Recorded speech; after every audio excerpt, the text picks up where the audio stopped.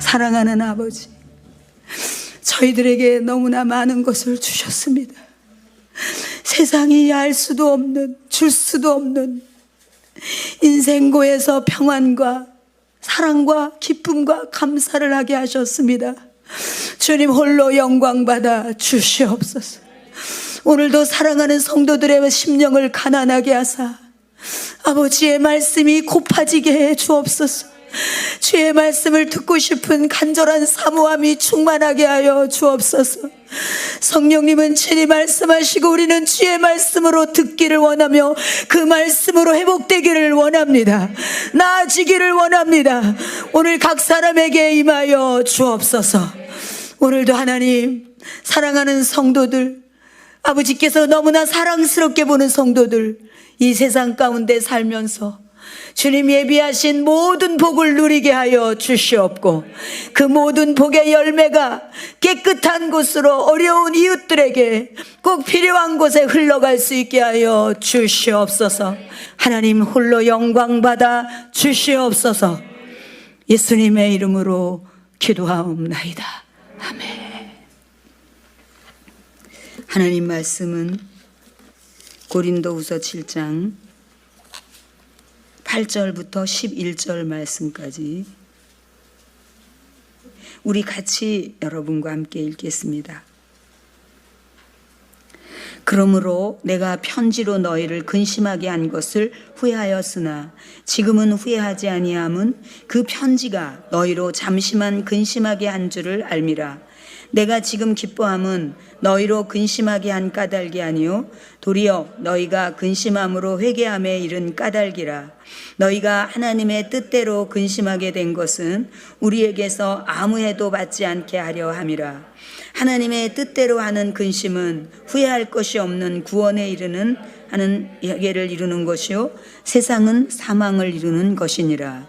보라, 하나님의 뜻대로 하게 된 이 근심이 너희로 얼마나 간절하게 하며 얼마나 변증하게 하며 얼마나 분하게 하며 얼마나 두렵게 하며 얼마나 사모하게 하며 얼마나 열심 있게 하며 얼마나 벌하게 하였는가. 너희가 그 일에 대하여 일체 너희 자신의 깨끗함을 나타내었느니라. 아멘. 오늘 이 말씀을 기록한 바울 사도는 예수님을 믿는 사람들을 잡아다가 가두고 예수님을 극도로 싫어하고 반대했던 사람입니다. 그런데 그럼에도 불구하고 주님께서는 그를 극적으로 찾아오셔서 만나주셨고, 그리고 이제는 내가 그리스도를 위해서 생명도 아끼지 않는다고 막 선포를 하면서, 근데 그런 표현을 하는데요, 그 진심이 막 느껴지더라고요. 진심이 느껴지면서 주님 저도요 막 이렇게 했는데, 그 사도 바울의 그 생생한 이야기가 여기에 담겨 있습니다. 그런데 오늘의 본문의 말씀은 사도 바울이 이제 여기저기 교회를 좀 많이 세웠지 않았겠어요. 근데 그 중에 하나 교회인 이 고린도 교회가 그렇게 문제가 많은 거예요. 싸움도 하고 뭐 막 분쟁을 하고 뭐 막 깜짝 놀랄 죄도 교회 안에서 짓고 막 이렇게 되는 거예요. 그러니까 이제 바울이 빨리 가보지는 못하니까 편지를 써서 혹독하게 책망도 하고 그러면서 그렇게 지내는 내용이 이 고린도서에 쭉 나와요. 그래서 고린도서를 여러분이 읽으면 이 신앙생활 또 교회생활 이런 모든 것들에 다 기준이 있기 때문에 굉장히 유익합니다. 그래서 이제 바울이 그렇게 편지를 쓰는데, 내가 너희한테 편지를 쓰고 나서 마음이 조마조마했어. 왜냐하면 너무 혼냈나? 그래서 이 성도들이 낙심한 거 아니야? 이러면서 그렇게 고민을 했는데, 디도를 통해서 들려오는 소리를 들으니까 오히려 그 책망의 편지를 받고 막 그냥 성도들이 막 더 잘하면서 오히려 자신들을 혹독하게 혼낸 목사님을 그리워한다고, 바울 목사님을 그리워한다고, 바울 목사님과 똑같이 하려고 막 성도들이 그런다는 보고를 받은 거예요. 그러니까 얼마나 기쁘겠어요. 그러니까 여기서는 이제 바울이 너무 기쁘게 막 기쁨을 감추지 못해서 이 글 속에서 막 그런 게 느껴져요. 그러면서 하는 말이 내가 지금 기뻐하는데 너희로 근심하게 한 까닭이 아니요 도리어 너희가 근심함으로 회개에 이른 까닭이라. 내가 너희를 근심하게 혹독하게 혼냈더니 이제 회개함에 이르렀으니 얼마나 기쁜지 모른다. 내가 너희들한테 그 편지 썼던 것을 후회하지 않고 잘했다고 생각한다. 이제 이런 내용이에요. 그러면서 이 하나님의 뜻대로 하는 근심과 세상의 근심에 대해서 여러분 오늘 굉장히 중요한 얘기를 하는 거예요. 하나님의 뜻대로 하는 근심과 세상의 근심, 그거를 얘기해요. 그래서 하나님의 뜻대로 하는 근심은 구원에 이르지만 세상의 근심은 사망에 이른다라고 말씀을 하세요. 이것을 18세기에 변호사였던 찰스 피니 그분이 이것에 대해서 참된 회개와 거짓 회개에 대해서 다루고 있습니다. 제가 한 몇 년 전에는 이 참된 회개와 거짓 회개에 대해서 주중에 제가 이렇게 강해 설교를 했는데 오늘 우리가 또 자칫 이렇게 속지 않을까 이런 마음에 이것을 다시 한번 열어보았습니다. 참된 회개는 죄에 대해서 갖고 계시는 견해가 하나님하고 똑같아요. 여러분 오늘날에 교회 다니는 사람들이 왜 이렇게 망가진지 아세요? 왜 이렇게 안 믿는 사람보다 더 부끄러운 행동을 하고 이렇게 그런 이유가 어딨냐면 참 회개를 하지 않고 거짓 회개를 했기 때문에 절대 변화가 일어나지 않아요. 자, 그러면 참 회개는 보통 회개에 대해서 사람들은 생각할 때 죄에 대해서 호감을 가져요. 불륜을 저지른다? 이게 굉장히 매혹적으로 보여요. 근데 하나님은 죄를 추악하고 혐오스럽게 보세요. 그러니까 이제 이거를 참된 회개한 사람은 그렇게 보는 거예요. 그래서 이게 거짓 회개한 사람들은 이게 탈로만 안 나면 그 죄를 끝까지 가져가고 싶은 거기 때문에 변화가 있을 수가 없어요. 그런데 참된 회개를 한 사람은 그 죄를 혐오하고 너무 괴로워하고 미워하기 때문에 그런 생각조차도 그냥 단호하게 쳐버리는 그런 단호함이 있어요. 그러니까 엄청난 차이가 있어요, 여러분. 거짓 회개와 참된 회개는 엄청난 차이가 있어요. 그래서 이제 정말 죄를 맛본 사람들은 죄에도 맛이 있다고 제가 성경 공부할 때 가르쳤죠. 근데 그 죄로 인해서 결과가 행복하게만 된다면, 그렇게 행복한 결과로 해피엔딩으로 끝날 수만 있다면 그걸 절대로 포기하지 않으려고 하는 게 죄의 속성이고 거짓 회개를 한 사람들의 특징이에요. 그래서 막 그런 사람들도 막 잘못했다고 막 회개를 해요. 그런데 또 돌아가요. 그거는 참된 회개가 아니라 뉘우침이기 때문에 그래요. 그러면서 이제 이 참된 회개를 한 사람은 감정의 변화가 있어요. 그래서 감정적으로 이 죄에 대해서 이걸 알면서 절대로 이것에 집착하지 않아요. 다시 이쪽으로 빠질까봐 굉장히 미워하고 버리게 되는 거예요. 그러면서 그게 뭘로 이어지냐면 애통으로 이어져요. 애통. 자, 하나님 앞에 여러분들이 잘못했다고 회개를 하면 하나님은 용서해 주신다 그랬죠. 용서를 해 주시지만 이미 용서받았음에도 불구하고 자꾸 생각할수록 너무 죄송한 거예요. 아우, 하나님 왜 이랬을까요, 제가. 어떻게 이렇게 이럴 수가 있어요 하면서 이게 바로 애통이에요. 근데 예수님은 그런 애통을 하는 사람이 복이 있다고 그랬어요. 이 애통을 안 하잖아요. 아, 나 용서받았어.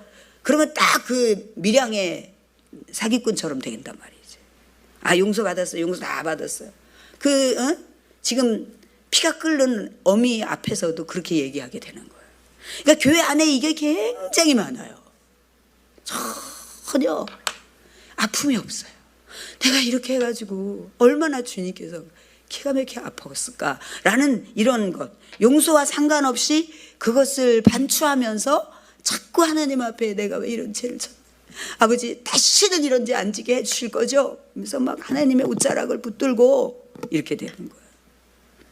그래서 두려움이나 벌을 받지 않기 위해서 죄를 미워하기 때문이 아니라 미워하는 게 아니라 진짜 피하고 싶어. 그까짓 거 뭐 좀 하나님 앞에 죄졌다고 종아리 좀 맞으면 어때요? 근데 하나님을 가슴 아프게 한 거. 이 제가 우리 성경 공부했잖아요, 이강민 집사님. 근데 그거를 안 했더라고요, 이과에서. 우리의 죄는 벌 받는다, 지옥 간다, 축복이 없어진다로 생각할 게 아니라 하나님을 사랑하는가 사랑하지 않는가에 대한 걸 생각해야 된다. 사랑하는 사람을 아프게 했다는 것이 너무 괴롭고 너무 아프고 이렇게 이해해야 된다는 거를 제가 못했어요. 그래서 이거를 빼놨구나. 막 굉장히 중요한 건데. 그러니까 제가 말씀드리잖아요. 내가 오늘 죄를 져가지고 우리 아내한테 용돈 깎였어. 그거는 완전히 이건 부부라 할 수도 없고 너무 기가 막힌 일이죠. 근데 용돈이 깎이든 밥을 맨날 며칠 화가 풀릴 때까지 안 줘도 상관없는데 내 사랑하는 아내를 아프게 했다는 것이 너무 아픈 요게 돼야 되는 거예요. 이해되시죠? 할렐루야. 아멘을 크게 하시면서. 그래서 이제 그런 어떤 두려움, 벌 받는 거, 축복 못 받는 것 때문에가 아니라 진짜 죄를 미워하고 피하고 싶기 때문에. 이게 바로 참된 회개하는 사람들이에요. 그리고는 이제 그 다음에 무슨 변화가 있냐면 행동의 변화가 있어요. 행동의 변화가 있는데 이런 것은 뭐냐면은 실제적으로 개혁을 불러일으키게 된다는 거예요. 예를 들어서 도둑질을 했는데 회개를 했어요. 이제 지나간 거는 했으니까 이거 이왕 훔쳤으니까 내가 쓰고 이렇게 할 수가 없어요. 진짜 참 회개를 했으면 얼마나 그 집에 보석 같은 건데 이렇게 됐을까. 이런 것 때문에 정말 갖다 주고 무릎 꿇고 빌고 그렇게 되는 거예요. 그래서 사람들이 하나님 앞에만 회개하면 되지 이런 것 진짜 거짓 회개예요. 거짓 회개. 나로 인해서 얼마나 마음이 아팠습니까? 미안하다, 감사하다 이런 얘기를 잘 할 수 있어야지 참된 회개를 한 사람이에요. 그 다음에 회개가 참되고 순전할 때는 반드시 이런 변화와 행동이 따르는데 이 참된 회개는 성격과 행동과 이런 모든 것에 다 변하기 때문에 후회할 것이 없는 구원에 이르게 된다 이거예요. 오늘 이걸 바울이 얘기하는 거예요. 근데 이게 뭐냐면은 거짓 회개를 한 사람은 자꾸 반복적으로 죄를 짓기 때문에 사망에 이르는 거예요. 영이 다 죽어버려요.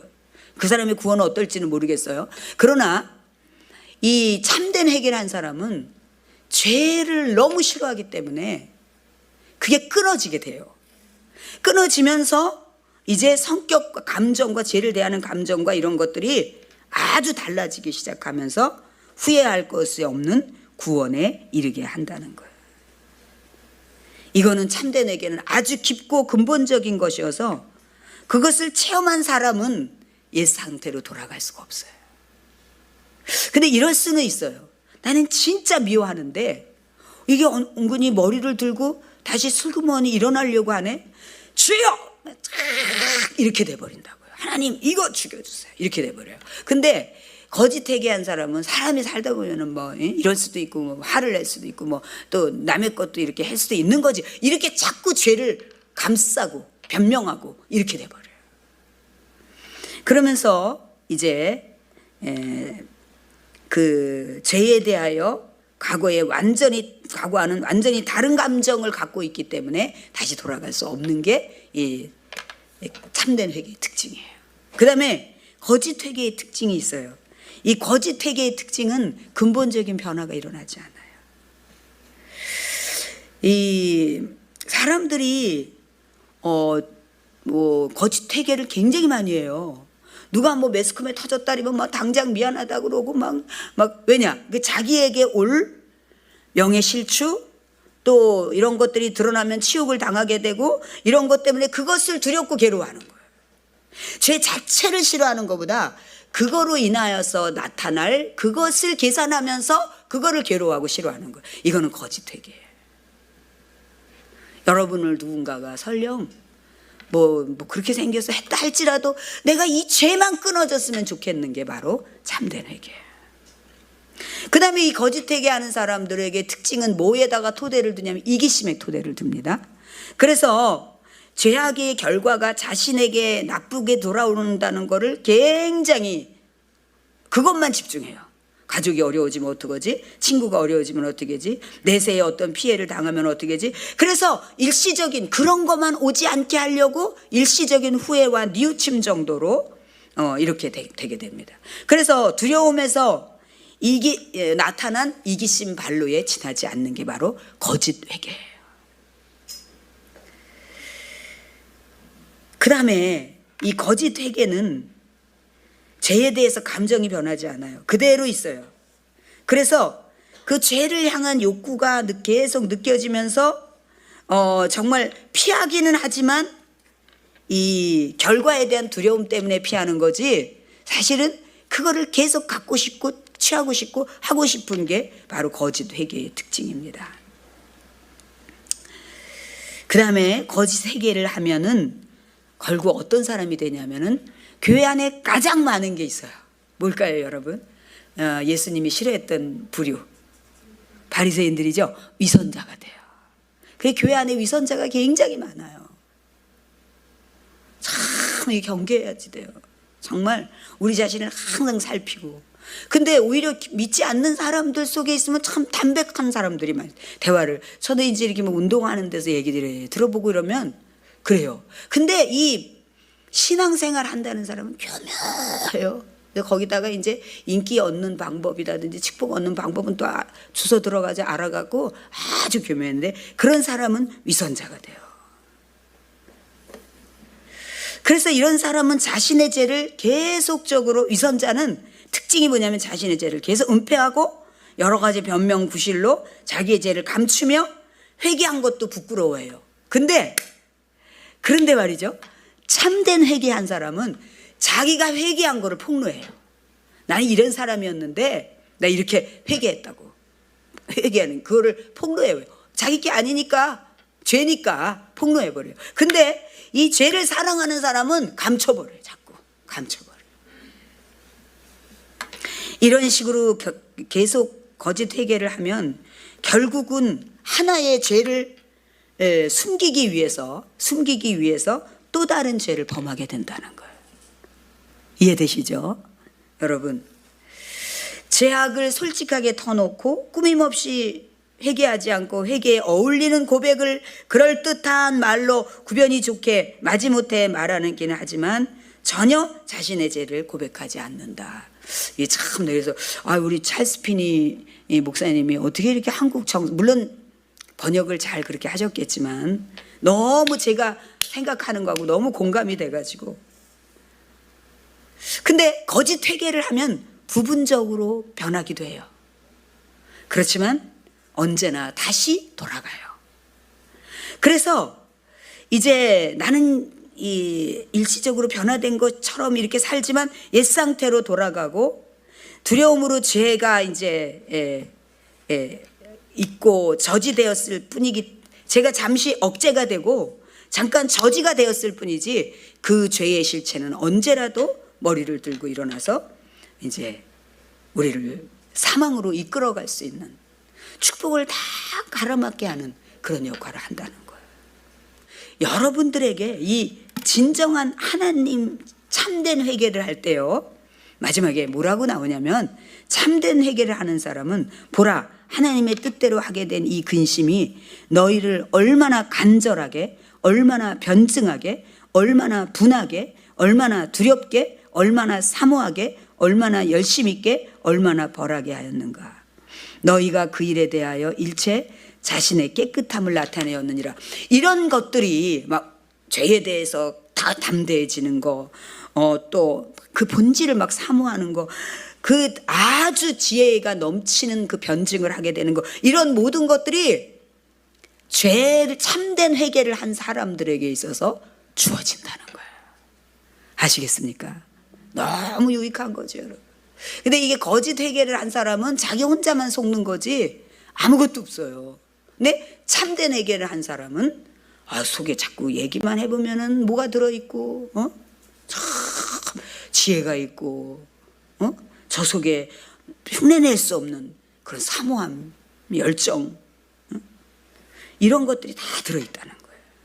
그래서 일체 깨끗함을 나타내었다. 할렐루야.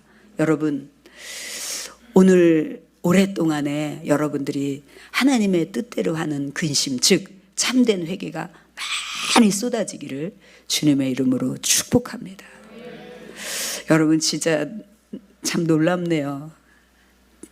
여러분은 제가 얼마나 지난 밤에 아팠는지 이게 실감이 안 나죠, 여러분. 하나님께서 저를 붙드시니까. 이게 제가 여기서 예배를 찬양을 불렀던 이유가 계속 구토가 나오니까 휴지통을 옆에 두고, 그래서 그러려고 제가 여기 있었는데 하나님께서 이렇게 붙드시네요. 사역을 할 때는 여러분의 간절한 기도고 하나님의 은혜입니다. 끝까지 할게요, 전사님. 그래서 우리 전사님한테 막 갑자기 전사님이 하셔야 된다고 막 제가 그랬어요. 말씀 읽겠습니다.